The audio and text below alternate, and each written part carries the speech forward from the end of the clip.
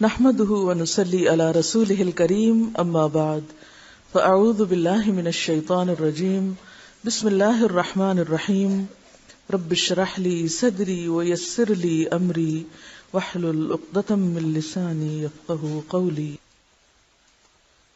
صفحہ نمبر 177 177 قومے کا بیان. قومہ کا لفظ جو ہے یہ قیام سے نکلا ہے، کھڑے ہونا. رکوع سے سر اٹھاتے ہوئے رفع الیدین کرتے ہوئے سیدھے کھڑے ہو جائیں.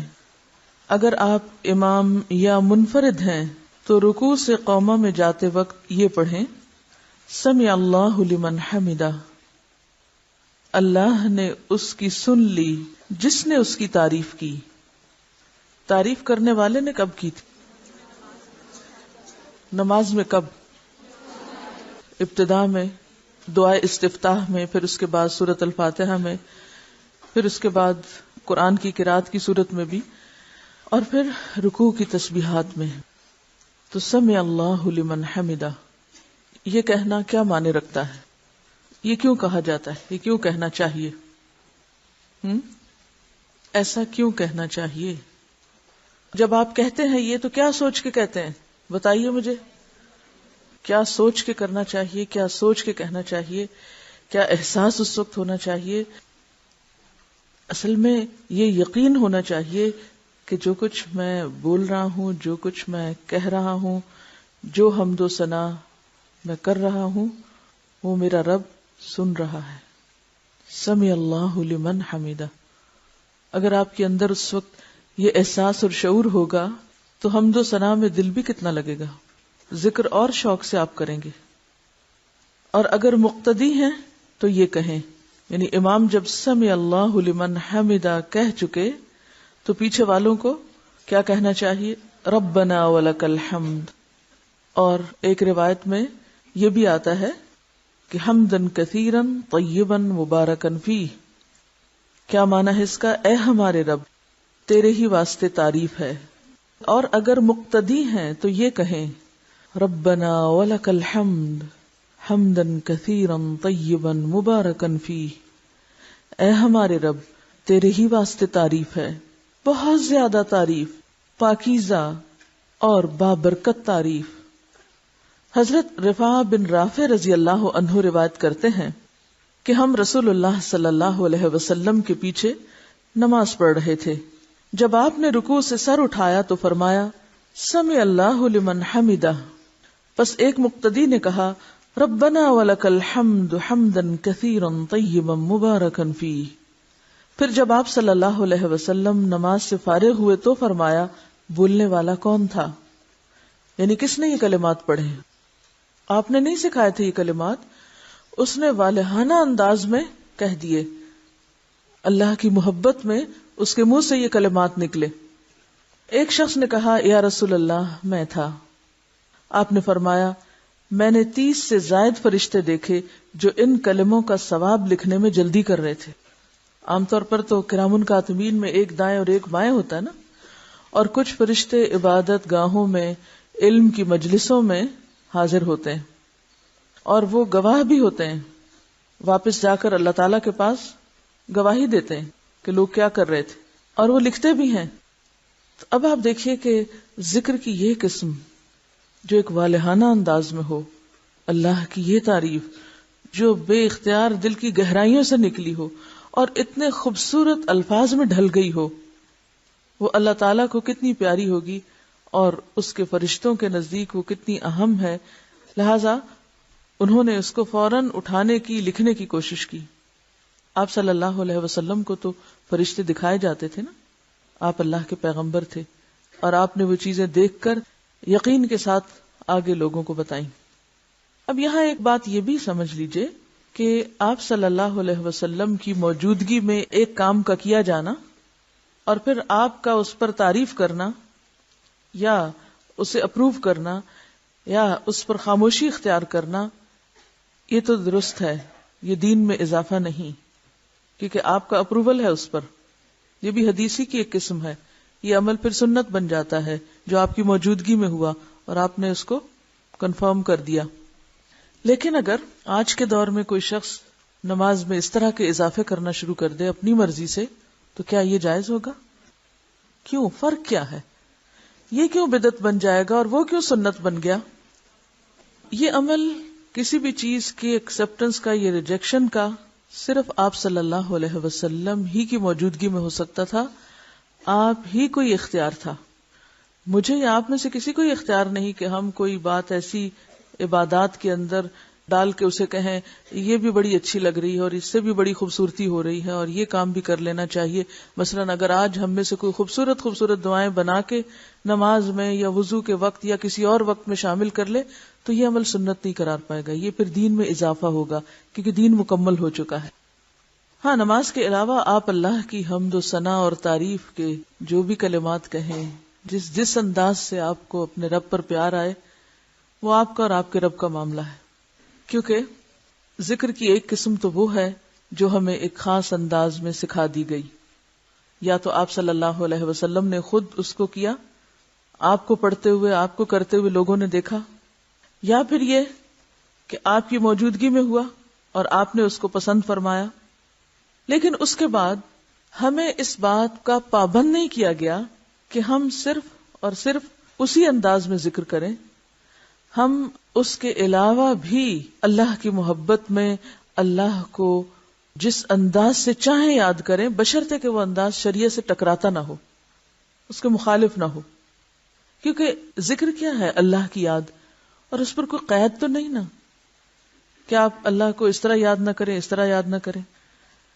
قرآن پاک میں ایک آیت ہے، ان فی خلق السماوات والارض واختلاف اللیل والنہار لآیات لأولی الالباب الذین یذکرون اللہ قیاما وقعودا وعلی جنوبہم ویتفکرون فی خلق السماوات والارض ربنا ما خلقت هذا باطلا سبحانک فقنا عذاب النار.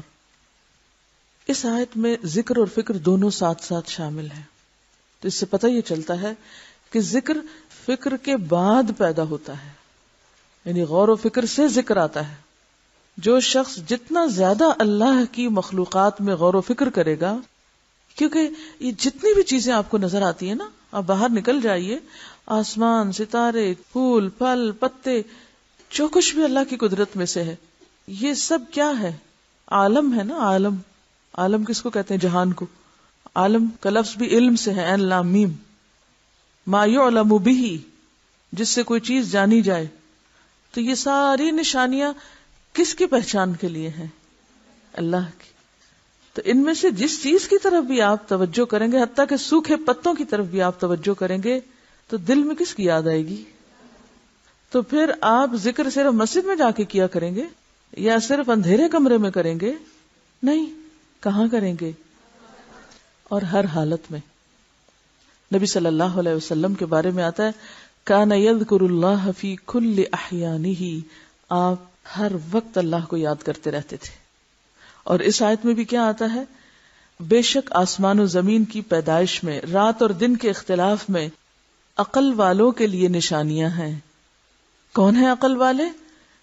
الذین یذکرون اللہ، جو اللہ کو یاد کرتے رہتے ہیں، اللہ کا ذکر کرتے رہتے ہیں. کیسے؟ قیاماً، کھڑے ہو کر بھی، وقعوداً، اور بیٹھ کر بھی، وعلی جنوبہم، اور لیٹ کر بھی. اور آیت ختم نہیں ہوئی، ویتفکرون. ابتدا کہاں سے؟ خلق السماوات والارض سے، بیچ میں ذکر اور بعد میں پھر ویتفکرون فی خلق السماوات والارض. اور وہ آسمان و زمین کی تخلیق میں غور و فکر کرتے رہتے ہیں، ان کے بارے میں سوچتے رہتے ہیں. اور کس نتیجے پہ پہنچتے ہیں؟ ربنا ما خلقت ھذا باطلا، یا رب تو نے یہ سب کچھ بیکار نہیں پیدا کیا. اور پھر فوراً ان کے منہ سے کیا نکلتا ہے؟ سبحانک، سبحانک، تیری ہی تعریف، تو بے عیب، فقنا عذاب النار. پھر دل کی گہرائیوں سے نکلتا ہے، تو ہمیں آگ کے عذاب سے بچا. یہ عمل کسی مسجد میں نہیں ہو رہا، یہ عمل نماز ہی میں نہیں ہو رہا، بلکہ یہ ہر جگہ ہو رہا ہے. انسان یا تو اللہ کی زمین پر ہے، یا اللہ کی فضا میں سانس لے رہا ہے، یا پھر اس کا رزق کھا رہا ہے. تو ہر جگہ اس کو دیکھ رہا ہے نا، ہر جگہ اس کی نشانیوں پر غور کر رہا ہے. تو پھر یہ کیسے ہو سکتا ہے کہ ہر جگہ اس کو وہ یاد نہ آئے؟ آپ انسانوں کو کس طرح یاد کرتے ہیں؟ ان کی نشانیوں سے. بچے بڑے ہو جاتے ہیں نا، ان کی شادیاں کر دیتے ہیں یا پھر وہ فوت ہو جاتے ہیں، تو مائیں انہیں کیسے یاد کرتی ہیں اور کیا یاد کر کر کے روتی رہتی ہیں؟ یہ اس کا قمیص ہے، اور یہ اس کا کپڑا ہے، اور یہ اس کی چادر ہے، اور یہ اس کا بستر ہے، اور یہ اس کا فلاں ہے، فلاں. اس کی چیزوں کو دیکھ دیکھ کے روتی ہیں اور یاد کرتی ہیں. یہ اس کی چیز ہے، کیونکہ ماں کے لیے بچہ سب سے زیادہ محبوب چیز ہوتی ہے نا، جس میں اس کا دل ہوتا ہے، کیونکہ اس کے جسم کا حصہ ہوتا ہے. اس جیسی محبت کسی اور سے نہیں ہو پاتی. اور پھر آپ نے یہ بھی دیکھا ہوگا کہ آپ میں سے وہ مائیں جو بچوں کو بیاہ چکی ہیں، میں اس کیفیت سے گزری ہوں. میں اپنی بیٹیوں کی کوئی اتنی پرانی چھوٹی سی چیز بھی کسی پرتاؤ میں دیکھ لوں تو ایک دم میرے دل میں ایک تکلیف سی اٹھتی ہے. یہ پینسل کیس ہے، یہ کتاب، یہاں لکھا تھا، یہ کیا تھا. ایسے صرف دیکھنے کی دیر ہوتی ہے، دل کی ایک عجیب سی حالت ہو جاتی ہے چھوٹی چھوٹی نشانیاں دیکھ کر. تو کسی کی بھی محبت میں اضافہ کس سے ہوتا ہے؟ اس کی نشانیوں سے، اس کی تحریروں سے، اس کی چیزوں سے. تو جب کہ یہ ساری کائنات جس کو نظر آتی ہے اور جو آنکھیں کھول کے جیے، یہ کیسے ہو سکتا ہے پھر وہ اس کی یاد کے بغیر جی سکے؟ یہ ہو ہی نہیں سکتا. ایک حدیث میں آتا ہے کہ قیامت کے دن ایک آواز دینے والا آواز دے گا، عقل والے لوگ کہاں ہیں؟ عقل والے کہاں ہیں؟ لوگ پوچھیں گے کہ عقل والے کون ہیں؟ جواب دیا جائے گا، وہ لوگ جو اللہ کو کھڑے، بیٹھے اور لیٹے یاد کرتے تھے، اور آسمان و زمین کی تخلیق میں غور کرتے تھے، اور کہہ اٹھتے تھے، خدایا تو نے ان کو بیکار نہیں بنایا، تو پاک ہے، بس ہم کو جہنم کے عذاب سے بچا لے. یہ ہیں عقل والے، جن کا ذکر ان کے اندر فکر پیدا کرتا ہے کہ یا رب آخرت کے عذاب سے بچا لے. یعنی وہ سارے غور و فکر کے نتیجے میں اللہ کی عظمت اور ہیبت کے قائل ہوتے ہیں، فوراً ان کو اپنی آخرت اور انجام کی فکر ہونے لگتی ہے. حضرت ابو ہریرہ رسول اللہ صلی اللہ علیہ وسلم سے روایت کرتے ہیں، ایک شخص چھت پہ لیٹا ہوا تھا، آسمان اور ستاروں کو دیکھ رہا تھا. دیکھتے دیکھتے اس کے دل پر اللہ کی ایسی ہیبت آئی، ایسا عظمت کا احساس ہوا کہ بولا، خدا کی قسم مجھے یقین ہے کہ تمہارا پیدا کرنے والا کوئی ہے، تم خود نہیں بنے. یعنی ستاروں کو دیکھ کے وہ کہتا ہے، اے اللہ تو مجھے بخش دے، تو جو بھی ہے تو مجھے بخش دے. اسے کوئی پتہ نہیں کہ پیغمبر کون ہے، کتاب کیا ہے، کچھ نہیں. وہ صرف نشانیوں کو دیکھ کر اپنے رب کو پہچان رہا ہے. کیونکہ جو واقعی اللہ کی عظمت اور ہیبت اور قدرت اور کمال کو جان لیتا ہے نا، تو اس کے دل میں پہلا خیال یہ ہے کہ اللہ پھر تو مجھے بخش دے، مجھے معاف کر دینا، میں بہت چھوٹی چیز ہوں، بہت گناہ گار ہوں. جب کوئی اللہ کی قدرتوں کو دیکھتا ہے تو اس کو اپنی کوتاہیاں یاد آتی ہیں نا، اپنا آپ حقیر نظر آتا ہے. اور جو اللہ کی قدرتیں نہیں دیکھتا اس کو اپنی ہی بڑائیاں اور اپنے ہی آرٹ اور اپنی ہی ذہانتیں اور اپنے ہی کمالات پھر اس کی نگاہوں میں سمائے رہتے ہیں، میں یہ بھی ہوں اور میں وہ بھی ہوں اور میں ایسا بھی ہوں اور میں ویسا بھی. یہ سارے تکبر نتیجہ ہے اس بات کا کہ ہم نے اپنے رب کو نہیں پایا. پھر سارا وقت دھیان اپنی ہی تعریفوں اور اپنے ہی کمالات کی طرف لگا رہتا ہے. تو اس میں ایک اور بات یہ بھی پتہ چلتی ہے کہ تنہائی میں یاد کرنا رب کو، اور اپنے انداز میں یاد کرنا اور واقعی یاد کرنا، کسی رٹے رٹائے جملے کی شکل میں نہیں یا کسی بنے بنائے سانچے کے طریقے پر نہیں، بلکہ حقیقی معنوں میں رب کو یاد کرنا. اسی لیے ایک حدیث میں آتا ہے کہ جو شخص تنہائی میں اللہ کو یاد کرے وہ ایسا ہے جیسے اکیلا کفار کے مقابلے میں چل دیا ہو. جو شخص تنہائی میں رب کو یاد کرے وہ ایسا ہے جیسے اکیلے ہی یعنی دشمنوں سے لڑنے کے لیے چل پڑا ہو. یعنی اس کا مقام اجر و ثواب کے اعتبار سے اتنا بڑا ہے. ایک اور حدیث میں آتا ہے 7 آدمی وہ ہیں جن کو اللہ تعالی قیامت کے دن اپنے عرش کے سائے میں جگہ دے گا، جس دن اس کے سائے کے سوا کوئی سایہ نہ ہوگا، کوئی سایہ نہ ہوگا. اور ان میں سے ایک شخص کون ہوگا؟ جو تنہائی میں اللہ کو یاد کرے اور اس کی آنکھوں سے آنسو بہ پڑے. کوئی نہیں ہے اس کے پاس، اکیلا ہے. وہ اپنے رب کو اس طرح پہچانتا ہے، اپنے رب سے اتنا قریب محسوس کرتا ہے کہ اپنی کوتاہیوں پہ نظر پڑتے ہی رو پڑتا ہے، یا اللہ میں گناہ گار ہوں، پاک تو صرف تو ہے، ہر عیب اور ہر خطا اور ہر کمزوری سے پاک صرف تیری ذات ہے، مجھ میں تو بہت غلطیاں ہیں، تو مجھے معاف کر دے.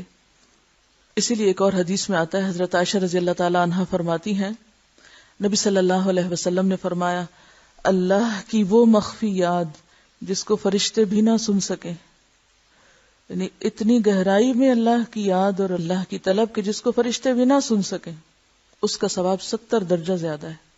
ٹھیک ہے زبان سے بھی ذکر کرنا چاہیے، بلند آواز سے بھی کرنا چاہیے، لیکن تنہائی میں جب کوئی نہ ہو، صرف آپ ہوں اور آپ کا رب ہو، اور واقعی پھر دل کے پورے تاثر کے ساتھ یاد کر کے روئیں، وہ چیز ہر ریاکاری سے پاک ہوتی ہے، ہر دکھاوے سے. کیونکہ اس میں آپ دیکھیں آپ اتنے قریب ہیں نا، آپ دل ہی دل میں سرگوشیاں کر رہے ہیں اپنے رب سے. عموماً آپ نے دیکھا ہوگا بچہ دوڑا آتا ہے آ کے ماں کے کان میں بات کرتا ہے، بہن بھائیوں کو بھی نہیں بتانا چاہتا، باپ کو بھی نہیں بتانا چاہتا. کبھی آپ نے دیکھا ہوگا چھوٹے بچوں کو صرف ماں کے کان میں. اب بھی کبھی میری بیٹے سے چھوٹے سے بات ہو نا تو وہ فون پر بھی سرگوشی شروع کر دیتا ہے. مجھے اتنا پیار آتا ہے نا کہ کچھ چیزیں ہوتی ہیں وہ صرف ماں سے شیئر کی جاتی ہیں. تو اللہ تو 70 ماؤں سے بڑھ کے پیار کرنے والا ہے، ہم کیوں نہیں اس سے سرگوشیاں کرتے؟ کیونکہ سرگوشی انسان کس سے کرتا ہے؟ جس سے سب سے زیادہ محبت ہوتی. تو دل چاہتا ہے انسان اس کے کان میں آہستہ آہستہ باتیں کرے جو کسی کو پتہ نہ چلے. تو جنہیں اللہ سے شدید محبت ہوتی ہے وہ اللہ سے بھی اسی طرح چپکے چپکے دل میں بھی پکارتے ہیں اس کو اور سرگوشیاں کرتے رہتے ہیں. اور پھر جب وہ ڈوبتے ہیں اندر تو واقعی ان کے منہ سے ایسے کلمات والہانہ انداز میں نکل جاتے ہیں کہ جس میں اللہ کی بے پناہ حمد ہو. عبادہ بن صامت نے آپ سے روایت کیا ہے رسول اللہ صلی اللہ علیہ وسلم سے کہ بہترین ذکر خاموش ذکر ہے، یعنی جس میں اللہ کی یاد ہے اور غور و فکر بھی اللہ کی تخلیق پر ہو رہا ہے. اور بہترین رزق وہ ہے جو کافی ہو، کفایت کرے. ایک حدیث کے مطابق آپ نے فرمایا اللہ کو ذکر خامل سے یاد کیا کرو. پوچھا کہ ذکر خامل کیا ہے؟ فرمایا مخفی یاد، ایسی یاد جو سب سے چھپی ہوئی ہے. اور اسی کے بارے میں فرمایا جو ایسا کرے گا اس کے گناہ معاف ہو جائیں گے، خواہ وہ سمندر کی جھاگ برابر ہی کیوں نہ ہو. تو یہ جو صحابی کے منہ سے الفاظ نکلے تھے یہ کوئی معمولی الفاظ نہیں تھے، انتہائی محبت بھرے اور اللہ کی شدید محبت میں ڈوبے ہوئے الفاظ ہیں. ربنا ولک الحمد حمدا کثیرا طیبا مبارکا فیہ، یعنی جیسے بس نہیں چلتا کہ اور کیا کیا کہہ ڈالے. اسی لیے اللہ تعالیٰ نے 30 فرشتے مقرر کیے کہ تم اٹھاؤ اس کے ثواب کو، تم لکھو اس کو. حضرت عبداللہ بن ابی اوفا رضی اللہ عنہ روایت کرتے ہیں کہ جب رسول اللہ صلی اللہ علیہ وسلم رکوع سے اٹھتے تو قوم میں یہ دعا پڑھتے تھے سمع اللہ لمن حمدا اللہم ربنا لک الحمد ملء السماوات وملء الارض وملء ما شئت من شیء بعد. اللہ نے سن لی اس بندے کی بات جس نے اس کی تعریف کی. اے ہمارے اللہ، اے ہمارے رب، تیرے ہی لیے ساری تعریف ہے، آسمان و زمین اور ہر اس چیز کے بھراؤ کے برابر جو تو چاہے. یعنی میں تیری تعریف کر رہا ہوں اتنی جس سے آسمان بھر جائیں، جس سے زمین بھر جائے، اور پھر اس کے بعد جو بھی چیز تو چاہے بھر جائے، کیونکہ ہمیں تو پتہ نہیں اس کے بعد اور کیا. ہم تو آسمان و زمین ہی کو جانتے ہیں نا، بس یہی نام آتے ہیں، ہمیں کیا پتہ ان آسمانوں کے پیچھے کیا ہے. اور آپ نے بہت سی چیزیں ایسی پڑھی ہوگی کہ آج کے دور میں بھی جو لوگ کائنات کا مشاہدہ کرتے چلے جا رہے ہیں ان میں سے بعض نے تو بالکل گھٹنے ٹیک دیے کہ ہم جتنا آگے جا رہے ہیں ہماری جہالت میں اتنا اضافہ ہو رہا ہے.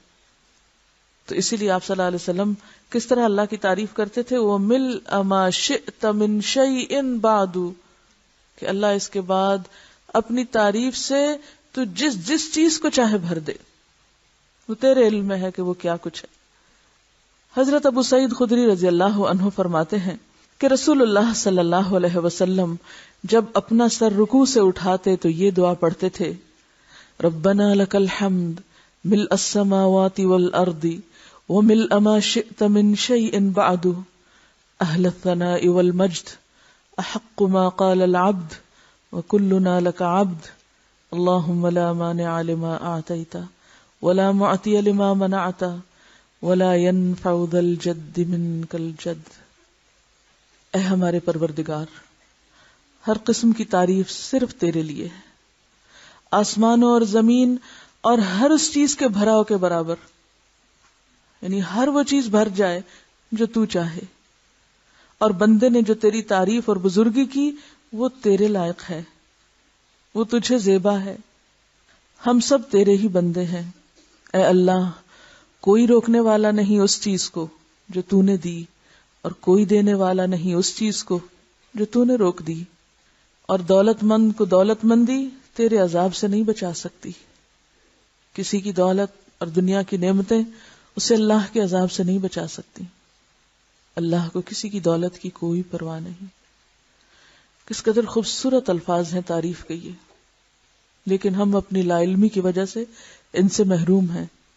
مجھے بھی تھوڑا ہی عرصہ پہلے، 2 سال پہلے، رمضان گزارنے کا اتفاق ہوا حرم میں، تو جو رات کے پچھلے پہر کی نماز ہوتی تھی اس میں دیکھتی تھی کہ رکوع پہ جاتے ہیں تو اٹھنے کا نام نہیں لیتے، سجدے میں جاتے ہیں تو دم گھٹنے لگتا، جان نکلنے لگتی، وہ سجدے سے سر نہ اٹھاتے، قومے میں کھڑے ہوتے تو دوبارہ لگتا بھول گئے ہیں نیچے جانا۔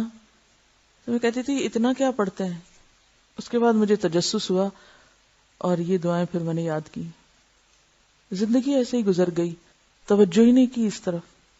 ٹھیک ہے، فرض نمازوں میں یہ سب کچھ، اور خصوصاً جب لوگوں کو نماز پڑھائی جا رہی ہو اس وقت یہ سب کچھ نہیں ہو سکتا، اور نہ کرنا بھی چاہیے، کیونکہ یہ تو تنہائی میں نفل نماز میں اللہ کے ساتھ الگ ہو کر یا آخری رات کی نماز میں یہ راز و نیاز ہو سکتے ہیں، کہ لوگوں کو تو طویل نماز پڑھانے سے منع کیا گیا نا، لیکن خود تو کبھی کسی وقت کرنا ہی چاہیے۔ رسول اللہ صلی اللہ علیہ وسلم قوم میں فرماتے، اللہم لک الحمد ملء السماء وملء الارض وملء ما شئت من شیء بعد، اللہم طہرنی بالثلج والبرد والماء البارد، اللہم طہرنی من الذنوب والخطایا کما ينقى الثوب الابيض من الوسخ۔ اے اللہ، تیرے ہی لیے ساری تعریف ہے، آسمانوں اور زمین اور ہر اس چیز کے بھراؤ کے برابر جو تو چاہے، جو تجھے پسند ہو۔ اے اللہ، مجھے برف، اولے اور ٹھنڈے پانی سے پاک کر دے۔ اور پہلے بھی میں ذکر کر چکی ہوں کہ جب تک آپ برف باری دیکھیں نہ اور ٹھنڈے پانی کے فوائد جانے نہ، اس معنی کو بھی نہیں سمجھ سکتے کہ جو صفائی برف باری کے بعد ہوتی ہے اور سردی کے بعد ہوتی ہے وہ عام سادے پانی اور سادی بارش سے بھی نہیں ہوتی۔ اے اللہ، مجھے گناہوں اور خطاؤں سے ایسا پاک کر دے جس طرح سفید کپڑا میل کچیل سے صاف کیا جاتا ہے، بالکل سپاٹ لیس، وائٹ۔ بہت سے لوگوں کو قومے کا پتہ نہیں کہ وہ کیا ہوتا ہے۔ واضح ہو کہ رکوع کے بعد اطمینان سے سیدھا کھڑے ہونے کو قومہ کہتے ہیں۔ قومہ کا مطلب ہی کھڑا ہونا ہے، اور جو لوگ ہل جل کے نماز پڑھے، رکوع میں گئے اور ہلتے ہلتے اوپر، یعنی سمع اللہ لمن حمدہ نیچے سے اوپر جاتے ہوئے کی اور ربنا ولک الحمد سجدے میں جاتے ہوئے کی، انہوں نے کیا قومہ کرنا ہے؟ یہ دعائیں کہاں پڑھنے کی ہیں؟ جب آپ بالکل ساکت کھڑے ہو جائیں، رکوع کے بعد پڑھ کے پھر اطمینان سے سجدے میں جائیں۔ عام طور پر ہماری نماز کہتے ہیں رکوع سے اٹھے، سمع اللہ لمن حمدہ ربنا ولک الحمد، 1 سیکنڈ نہیں ٹکتے، ساتھ ہی اوپر ہوئے اور نیچے گئے، ختم نماز۔ رسول اللہ صلی اللہ علیہ وسلم رکوع سے سر اٹھا کر سیدھے کھڑے ہو کر بڑے اطمینان سے قومی کی دعا پڑھتے۔ حضرت برا رضی اللہ عنہ سے روایت ہے کہ رسول اللہ صلی اللہ علیہ وسلم کا رکوع اور سجدہ اور 2 سجدوں کے درمیان بیٹھنا اور رکوع سے اٹھ کر قومہ میں کھڑا ہونا برابر ہوتا تھا سوائے قیام کے، یعنی قیام ضرور طویل ہوتا تھا لیکن سجدہ اور 2 سجدوں کے درمیان بیٹھنے کا وقفہ اور اسی طرح رکوع اور رکوع کے بعد کھڑے ہونے کا جو ٹائم پیریڈ ہے وہ برابر ہوتا تھا۔ ہاں، قیام لمبا ہوتا تھا، یعنی اس سے آپ اندازہ لگا سکتے ہیں کہ آپ کتنی دیر ان ارکان کے بیچ میں بھی سکوت اختیار کرتے تھے، ٹھہراؤ اختیار کرتے تھے، ذکر کیا کرتے تھے، سوائے قیام کے اور تشہد کے۔ یعنی تشہد کا جو اتحیات ہوتا تھا وہ طویل ہوتا تھا اور قیام طویل ہوتا تھا، باقی رکوع اور رکوع کے بعد کھڑے ہونا، سجدے اور سجدوں کے بیچ میں بیٹھنا، یہ برابر ہوتا تھا۔ یعنی یہ 4 چیزیں، رکوع، سجدہ، جلسہ اور قومہ، طوالت میں تقریباً برابر ہوتی تھی۔ بعض اوقات آپ صلی اللہ علیہ وسلم کا قومہ بہت لمبا ہوتا تھا. حضرت انس کہتے ہیں نبی کرم صلی اللہ علیہ وسلم اس قدر لمبا قومہ کرتے کہ کہنے والا کہتا کہ آپ بھول گئے ہیں. صحیح مسلم کی روایت. کیا بھول گئے؟ آپ بھول گئے سجدے میں جانا. یہ اسی وقت ہو سکتا ہے کہ ایک بندہ رکوع سے سر اٹھا کے یہ ساری دعائیں پڑھے اور اپنے رب کی تعریف کر رہا ہو، اور اگر آپ ایک دفعہ سے 2 دفعہ ایک دعا پڑھ لیں یا 3 دفعہ پڑھ لیں تو آپ دیکھیں کہ کتنا طویل ہو سکتا ہے. سجدے کے احکام. حضرت ابو ہریرہ رضی اللہ عنہ سے روایت ہے کہ رسول اللہ صلی اللہ علیہ وسلم نے فرمایا اذا سجد احدکم فلا یبرک کما یبرک البعیر ولیدع یدیہ قبل رکبتیہ. جب تم میں سے کوئی سجدہ کرے تو اونٹ کی طرح نہ بیٹھے بلکہ اپنے دونوں ہاتھ گھٹنوں سے پہلے رکھے. اونٹ کیسے بیٹھتا ہے؟ کبھی دیکھا بیٹھتے ہوئے؟ ایک خاص سٹائل سے نیچے آتا ہے نا، پہلے گھٹنے رکھتا ہے، پھر پیچھے ہوتا ہے، پھر اس کے بعد آگے کو دوبارہ ہوتا ہے. سجدے میں گھٹنے پہلے رکھنے والی وائل بن حجر کی روایت کو ابو داؤد نے اور امام دارقطنی، بیہقی اور حافظ ابن حجر نے ضعیف کہا ہے، جبکہ حضرت ابو ہریرہ کی ہاتھ پہلے رکھنے والی روایت صحیح ہے. یعنی آپ جب رکوع کے بعد نیچے جائیں تو پہلے ہاتھ اور پھر گھٹنے ٹیکیں. حضرت ابن عمر کی درج ذیل حدیث اس پر شاہد ہے. شاہد کا کیا مطلب ہے؟ یعنی سپورٹ ہے، گواہ. گواہ تو لفظی معنی یعنی کہ مزید اس کو سپورٹ کر رہی. نافع رحمہ اللہ روایت کرتے ہیں کہ ابن عمر اپنے ہاتھ گھٹنوں سے پہلے رکھتے اور فرماتے کہ رسول اللہ صلی اللہ علیہ وسلم ایسا ہی کرتے تھے. گھٹنوں سے پہلے ہاتھ رکھنے کو امام اوزاعی، مالک، احمد بن حنبل اور شیخ احمد شاکر وغیرہ نے اختیار کیا ہے. ابن ابی داؤد نے بھی کہا کہ میرا رجحان حدیث ابن عمر کی طرف ہے کیونکہ اس کے بارے میں صحابہ اور تابعین سے بہت سی روایات ہیں. یعنی تینوں ائمہ جو ہیں بڑے، مالک اور احمد بن حنبل اور اس کے علاوہ ابن ابی داؤد وغیرہ نے، اور بہت سے صحابہ اور تابعین کا رجحان بھی اسی طرف ہے. دیکھیے ایسا نہیں ہے اس موقع پہ اب آپ یہ سوچیں کہ جو لوگ ایسا نہ کریں ان کی نماز نہیں. یہ بات نہیں ہے. ایک ہے نماز کا ہو جانا اور ایک یہ ہے اس کے اندر خوبصورتی کا ہونا اور اس کو بالکل ایکوریٹلی اسی طرح پڑھنے کی طلب اور تڑپ رکھنا اور اس بات کی جستجو رکھنا کہ صحیح ترین چیز سے، راجح چیز سے جو عمل ثابت ہے میں وہ کر سکوں. یہ ایک شوق کی بات ہے نا، ورنہ کرنے کا تو آپ کچھ بھی کر لیں نماز میں. نمبر 2، سجدے میں پیشانی اور ناک زمین پر ٹکائیں. یعنی یہ 2 چیزیں زمین پر لگی ہونی چاہیے، ناک اٹھا ہوا نہیں ہونا چاہیے یا ناک ٹکا کے پیشانی نہیں اٹھنی چاہیے. نمبر 3، سجدے میں دونوں ہاتھوں کو کندھوں کے برابر رکھیں. ٹھیک ہے، یعنی پیچھے ذرا لائیں گے. یعنی جب آپ سجدہ کریں گے تو 2 ہاتھ کے بیچ میں نہیں سجدہ کریں گے بلکہ کیا ہوگا، ہاتھ ذرا پیچھے ہوں گے. ٹھیک ہے، اس سے پوزیشن زیادہ اچھی بنتی. سجدے میں دونوں ہاتھوں کو کانوں کے برابر رکھنا بھی درست ہے. یعنی تھوڑا سا آگے کر لیں لیکن بالکل آگے نہیں. بعض لوگ ہوتے ہیں ہاتھ آگے ہیں اور خود پیچھے ہیں. یہ سجدے کا طریقہ درست نہیں. سجدے میں ہاتھوں کی انگلیاں ایک دوسرے سے ملا کر رکھیں. نہیں بالکل اکڑا کے تو نہیں لیکن ساتھ ساتھ ہی لگی ہوئی نارمل طریقے سے. اور انہیں قبلہ رخ رکھیں. یعنی انگلیاں سامنے ہونی چاہیے کیونکہ بعض لوگوں کو میں سجدہ کرتے ہوئے دیکھا کہ سجدے میں ہاتھ ٹیڑھے رکھے ہوئے ہوتے ہیں. یعنی پھیلا کے دائیں اور بائیں طرف ٹلٹ کیے ہوئے ہوتے ہیں. ایسے نہیں، اسٹریٹ قبلے کی طرف انگلیوں کا رخ. سجدے میں دونوں ہتھیلیاں یہ ہاتھ پامز، دونوں گھٹنے نیز خوب زمین پہ ٹکائیں. یعنی جم کے سجدہ کریں. یعنی ان پہ بوجھ آنا چاہیے. مراد یہ بوجھ کہاں آنا چاہیے؟ ایک تو پیشانی پہ، پھر ہاتھوں پہ اور پھر گھٹنوں پہ. باقی کہ ناک اور پاؤں کی انگلیاں وغیرہ تمہیں ٹچ کریں گی، ان پہ بوجھ نہیں آ سکتا. ٹھیک ہے، اس طرح اگر آپ سجدہ کریں گے تو آپ دیکھیں گے کہ واقعی سارے جسم کا خون جو ہے وہ سر کی طرف آ گیا ہے. آپ کو فیل ہوگا باقاعدہ. اب دیکھیے کہ دن بھر ہم عام طور پر جو بیٹھتے ہیں اس میں سر کی طرف خون کم جاتا ہے، بیچ کے دھڑ میں پھر بہتر، اور پاؤں کی طرف ہی سارا عموماً پریشر رہتا ہے نیچے والے حصے میں. یہ بالکل ایسے جیسے کسی گھر کی 3 منزلیں ہوں. ہمارے جسم کی بھی ایک طرح سے 3 منزلیں ہیں. تو عموماً جب آپ پمپ لگاتے ہیں یا پانی کا انتظام کرتے ہیں تو کیا ہوتا ہے، نیچے والے فلور پہ زیادہ پریشر ہوتا ہے، سیکنڈ پہ کم اور تھرڈ پہ اور کم ہو جاتا ہے پریشر.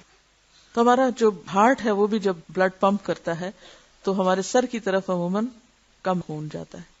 جب آپ ٹکا کے سجدہ کرتے ہیں اس پوزیشن پر تو اس سے کیا ہوتا ہے، سارا خون سر کی طرف آ جاتا ہے، اور اگر آپ کا سجدہ کچھ طویل بھی ہو جائے تو اس سے کیا فائدہ ہوتا ہے کہ وہ جو باریک نسیں ہیں نا دماغ کی اور سر کی، وہاں تک خون جاتا ہے پھر، اور خوب جا کے اس کو سیراب کرتا ہے، بال بال کو سیراب کرتا ہے۔